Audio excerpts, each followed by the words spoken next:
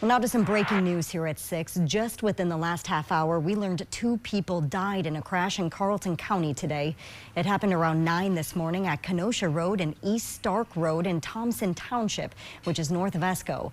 Authorities said a pickup truck and a sedan crashed, sending their cars into the ditch. There were 4 people involved in that crash, all of them with injuries. The 2 people in the sedan died. They were Anthony and Tammy Drake, who were both 57 years old. They're from a city about 12 miles north of Rochester. Meanwhile, the 2 people in the pickup truck, a 32-year-old man and a 1-year-old boy, were taken to the hospital in Cloquet.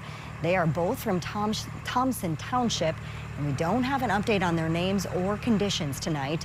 Authorities did not share what led up to the crash, but they said impairment was not a factor.